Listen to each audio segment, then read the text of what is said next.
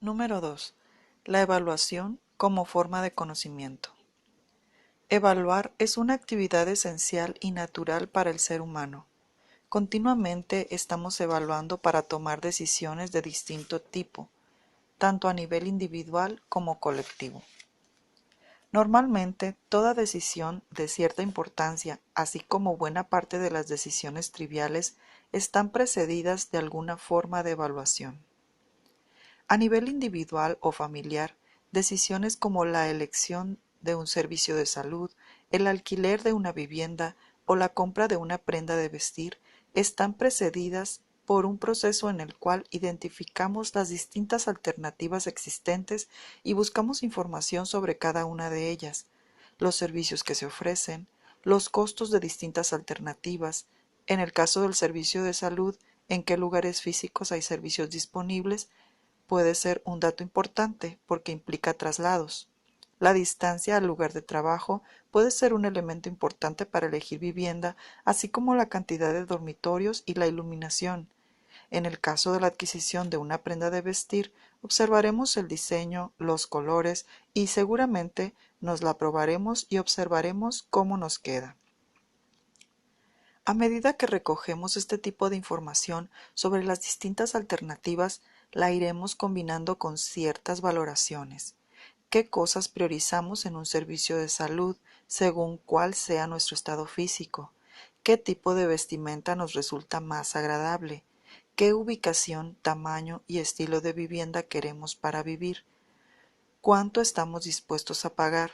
Por mencionar algunas. Como resultado de esta interrelación entre información y valoraciones, llegaremos en cada caso a un juicio de valor o conclusión valorativa. Esta es la mejor opción dentro de mis posibilidades. Este servicio es mejor que el resto teniendo en cuenta el costo, que nos permitirá tomar una decisión. A nivel social, la evaluación está presente de manera explícita o implícita en todas las decisiones colectivas y políticas. Evaluamos antes de decidir invertir en la ampliación de las actividades de una empresa, para resolver a cuánto debe incrementarse el salario mínimo nacional o antes de introducir cambios que permitan mejorar la implementación de un programa para erradicar el trabajo infantil. También en estos casos, las decisiones están precedidas por la recogida y análisis de información y datos, en mayor cantidad y en forma más sistemática que en los ejemplos de la vida personal, que se combinan con valoraciones éticas y políticas para llegar a juicios de valor del tipo: es mejor no ampliar las actividades de la empresa en este momento porque es muy riesgoso. Es deseable incrementar el salario mínimo nacional hasta tal cifra, pero hacerlo por encima de la misma será contraproducente para el conjunto de la economía. Sería necesario mejorar el programa de erradicación del trabajo infantil, introduciendo 5 cambios principales en su forma de operar. Si el lector analiza con cuidado cada uno de los casos propuestos, notará que en todos ellos los juicios de valor resultantes y las decisiones a las que conducen son discutibles, es decir, no son las únicas posibles. Utilizando la misma información de base, dos personas distintas pueden llegar a juicios de valor y a decisiones diferentes sobre el servicio de salud a contratar, sobre la vivienda a alquilar o sobre la prenda de vestir a comprar. De la misma manera, diferentes especialistas o políticos pueden llegar a juicios de valor y decisiones diferentes acerca de cuál podría ser la cifra adecuada para el salario mínimo nacional o cuáles deberían ser los principales cambios a introducir en el programa de erradicación del trabajo infantil. En el caso de la empresa, distintas personas dentro de la misma podrían considerar que el riesgo de la inversión está dentro de lo razonable y que este sería un buen momento para realizarla. Esta es una característica central de los procesos de evaluación. Sus conclusiones no son únicas ni indiscutibles, dado que se apoyan en información y en valoraciones. Como consecuencia de ello, a partir de los mismos datos, las conclusiones evaluativas pueden variar en función de los valores que se toman en consideración. Este hecho suele dar lugar a una confusión: considerar que la evaluación es algo meramente subjetivo, una cuestión de gustos o preferencias en cierto modo aleatorio o antojadizo. No lo es, en la medida en que tampoco lo son los valores éticos o estéticos. Los valores pueden ser diversos, pero no por ello son algo meramente caprichoso. Tampoco lo son las valoraciones que emergen de un proceso de evaluación. Si la evaluación ha sido realizada de un modo apropiado, sus conclusiones serán consistentes con la evidencia empírica empleada y con los referentes valorativos considerados, si bien variarán en función de estos últimos. Michael Scriven, 2013, define a la evaluación como el acto o proceso cognitivo por el cual establecemos una afirmación acerca de la calidad, valor o importancia de cierta entidad. Dicha entidad, a la que denomina evaluando, puede ser un objeto, un programa, un curso de acción, un desempeño, entre otros.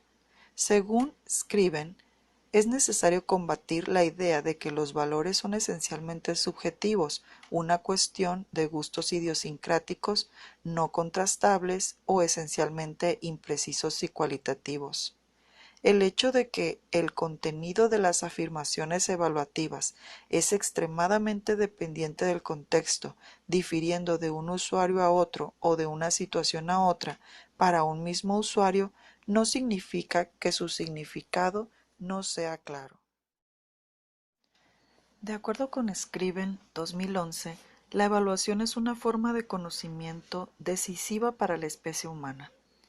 Los seres humanos primitivos fueron evaluadores prácticos de todo lo existente. Probablemente algunas de las primeras inferencias evaluativas estuvieron vinculadas a los frutos a ingerir como alimento y a la selección de piedras apropiadas para la construcción de instrumentos. La elección y el descarte paralelo de piedras para construir instrumentos implican el empleo de estándares de aceptabilidad. A partir de la observación de distintas características de las piedras, los humanos debieron llegar a un juicio de valor caso por caso, de cuáles podrían servir y cuáles no, o cuáles serían mejores que otras. Desde ese hipotético comienzo, la evaluación ha sido una forma de conocimiento determinante y permanente en la adaptación y evolución de los seres humanos a lo largo de su historia sobre el planeta. La habilidad para evaluar es una parte importante del cuerpo de conocimiento que hemos aprendido fuera de la escuela. Se aprende por ensayo y error e inferencia, y luego de mucha experiencia, que puede ser supervisada, se internaliza como una habilidad perceptiva. Además de su uso cotidiano, de un modo no sistemático por todas las personas, se transformó en una disciplina y en una profesión que tiene sus procedimientos propios y sus requerimientos técnicos y éticos. La evaluación es una de las formas principales de ciencia social aplicada. En realidad, afirma el autor, la evaluación es una transdisciplina, es decir, una disciplina que aporta herramientas a las restantes. En este sentido, la evaluación está presente al interior de todas las disciplinas y áreas de la actividad humana, en la producción de conocimiento en las diferentes ciencias, en las artes, en los deportes, en la educación, en la medicina, en la ingeniería, en la economía y en la política, por mencionar las principales. En todas ellas es necesario, en forma continua, tomar decisiones basadas en evidencia y valores, lo cual constituye la esencia de la evaluación. En las distintas disciplinas y ámbitos de actividad humana, la evaluación tiene siempre una misma lógica. Ravela, 2003 y 2006. Scriven, 2013. El punto de partida es siempre la existencia de ciertos propósitos o la necesidad de tomar una decisión o curso de acción. Para ello es necesario establecer una afirmación valorativa sobre la situación, sobre los cursos de acción posible o sobre la realidad evaluada. Para ello se toman en consideración ciertos aspectos, referentes o criterios de valor considerados relevantes, que denominaremos dimensiones. Cada dimensión tiene una importancia relativa diferente de las otras, Algunas son más importantes que otras. Recogemos alguna forma de evidencia empírica sobre cada una de las dimensiones definidas como relevantes con el fin de estimar el valor de cada una de ellas. La conclusión evaluativa o juicio de valor es el resultado de coligar las dimensiones, la evidencia y las estimaciones de valor, teniendo en cuenta la importancia relativa de cada dimensión. El término coligar ha sido acuñado por Scriven 2013. Implica observar las dimensiones relevantes, establecer el valor de la realidad evaluada en cada una de ellas y su importancia relativa, para finalmente combinarlos en forma ponderada en una conclusión o afirmación evaluativa. Scriven propone como ejemplo la evaluación de un mango en un puesto de frutas. Las principales propiedades a ser coligadas, los criterios de valor, son el color, la textura, el peso, el olor y la firmeza. El comprador ha aprendido cómo evaluar mangos por sí mismo o con el grupo de consumidores para el cual trabaja. Esto es: 1. ¿Qué propiedades son relevantes y deben ser coligadas? 2. Cómo estimar cada una de ellas por la vista, el tacto y el aroma. 3. Cómo la escala de valoración se vincula con la gama de colores, esencias o firmezas que pueden ser encontradas en la realidad, esto es, la escala de valoración. A partir de este ejemplo, Scriven destaca un par de detalles importantes. En primer lugar, que algunas propiedades son evaluadas en forma dicotómica, existen o no existen, por ejemplo el olor. Otras son evaluadas en una gradación, malo, regular, bueno, muy bueno, por ejemplo la firmeza, en tanto que otras pueden tener un valor numérico, por ejemplo el peso. En segundo lugar, que algunas propiedades pueden tener mayor importancia que otras y constituir un punto de corte. Por ejemplo, si el mango es tan liviano que su interior parece ser una gelatina, firmeza, puede ser evaluado como inaceptable, aunque el color y el aroma sean muy buenos. En toda evaluación, el evaluador pondera, de algún modo, las diferentes propiedades o aspectos relevantes de la realidad evaluada. La evaluación en la educación se rige por esta misma lógica. Tenemos un propósito, queremos decidir si estamos logrando lo que nos proponemos con nuestro curso o cómo ayudar a los estudiantes a avanzar en su aprendizaje, o si un estudiante en concreto está o no en condiciones de aprobar el curso. Necesitamos establecer una afirmación valorativa sobre la situación, cómo está el grupo en general o estudiantes específicos con relación a los aprendizajes que queremos promover, de modo que podamos definir los cursos de acción posibles o, en otros casos, establecer las calificaciones de los estudiantes que constituyen un juicio de valor sobre su desempeño. Tomamos en consideración ciertas dimensiones o criterios de valor relevantes, nuestras definiciones de qué conocimientos, desempeños, habilidades y o actitudes esperamos de los estudiantes como resultado del curso y qué importancia relativa tiene cada una de ellas. Recogemos evidencia empírica sobre lo que cada estudiante puede hacer en cada una de las dimensiones o aspectos que definimos como relevantes. Esto lo hacemos a través de tareas, pruebas, proyectos o de la observación directa del trabajo individual o en grupo o del esfuerzo realizado por cada estudiante, entre otras muchas posibilidades.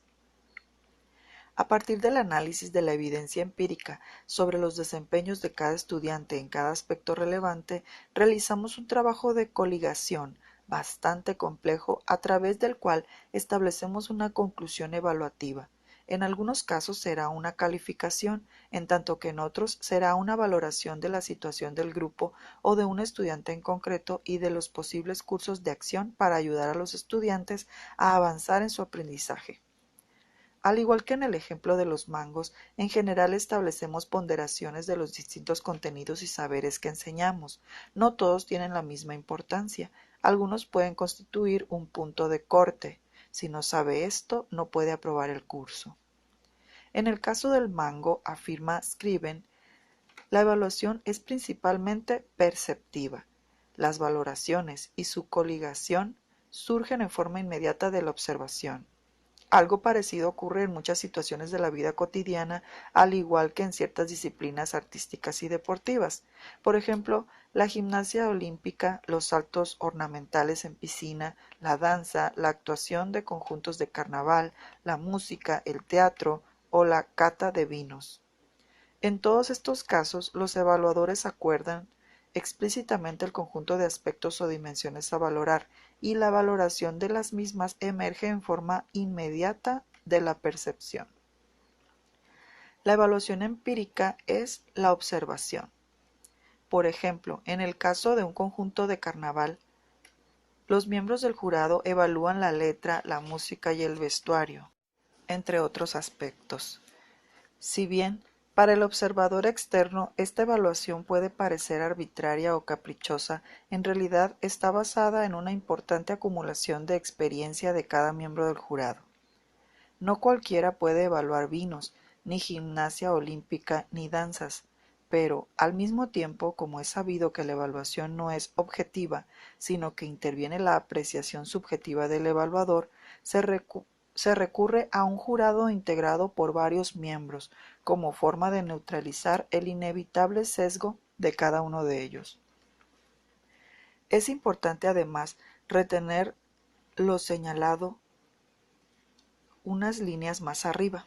Si bien la valoración es en cierto grado subjetiva porque se desprende de la percepción directa del evaluador, las dimensiones a observar y los criterios de valor son explícitos, acordados previamente y conocidos por todos, evaluadores y evaluados. En otros casos, la evaluación no es perceptiva, sino inferencial. Por ejemplo, en la evaluación que antecede a la determinación de comprar o alquilar una vivienda o a la decisión de cómo mejorar un programa para la erradicación del trabajo infantil. En estas situaciones, la importancia de definir los referentes valorativos o criterios de valor es similar a los casos de evaluación perceptiva antes analizados, pero la cuestión de la evidencia empírica es más complicada. No alcanza con la observación directa, sino que se requiere de un trabajo más o menos extenso de recopilación y análisis de información, a partir de lo cual será necesario realizar inferencias. Por ejemplo, a partir de la información sobre 5 posibles departamentos para alquilar, del análisis de la misma y de la ponderación de las principales dimensiones, la ubicación, la cantidad de dormitorios, el estilo, la iluminación y el costo mensual, llegamos a una conclusión evaluativa sobre cuál es la mejor opción para nosotros en este momento. Al igual que en el caso de la evaluación perceptiva, la inferencial no da lugar a una única conclusión evaluativa posible. Diversas personas pueden llegar a valoraciones diferentes a partir del mismo conjunto de información.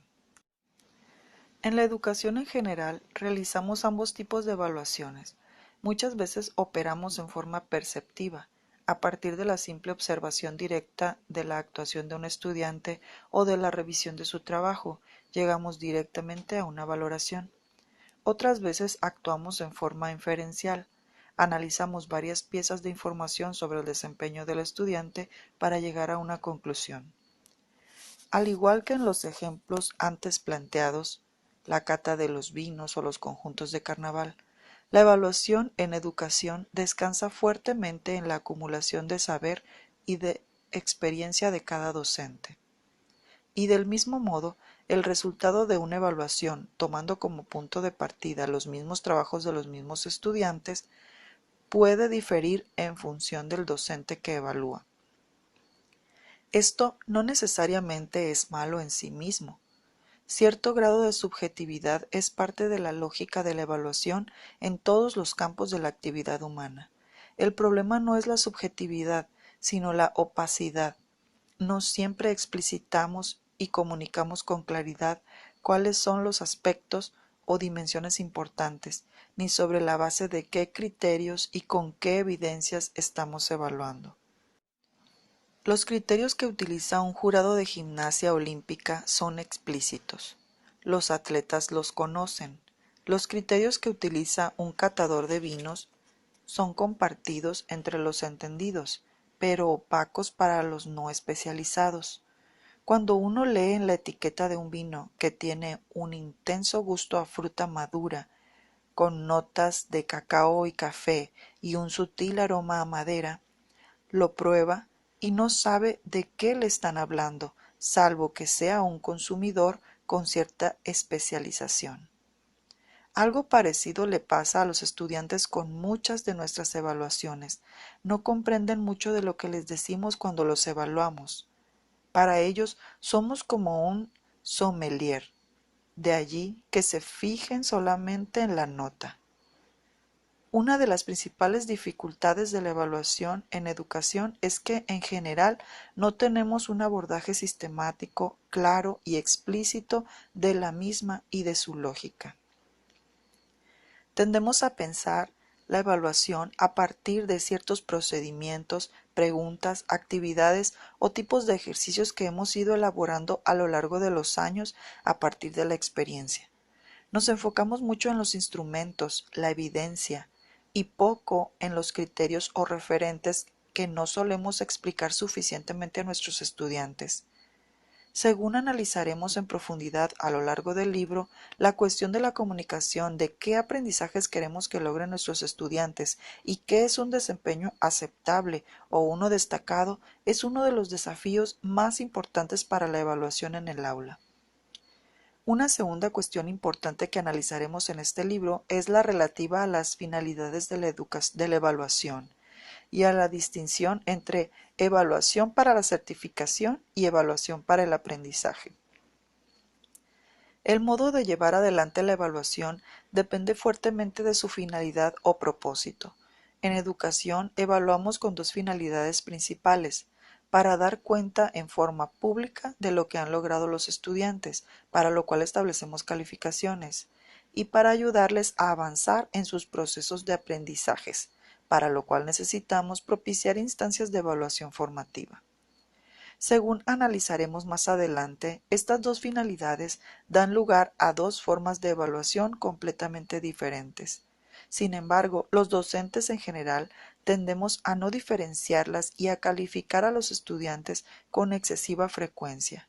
En los capítulos 4 y 5 explicaremos por qué ocurre esto, las diferencias fundamentales entre ambas formas de evaluación y cómo realizar mejor cada una de ellas. Un tercer desafío fundamental es aprender a actuar más como entrenadores que como jurados. Un entrenador de gimnasia olímpica que continuamente le diese un puntaje a sus atletas similar al que le darán los jurados en la competencia no los ayudaría mucho a mejorar su desempeño. El papel del entrenador no es dar puntajes, sino devoluciones que ayuden a que el atleta aprenda a percibir y valorar sus movimientos y darse cuenta de qué es lo que tiene que corregir. Nuestra situación como docentes es similar a la del entrenador de gimnasia olímpica. Necesitamos desarrollar estrategias orientadas a que nuestros estudiantes desarrollen su capacidad para apreciar qué es un buen desempeño o un buen trabajo en nuestra disciplina o materia. Necesitamos trabajar en el desarrollo de la capacidad de autopercepción y autoevaluación de los estudiantes.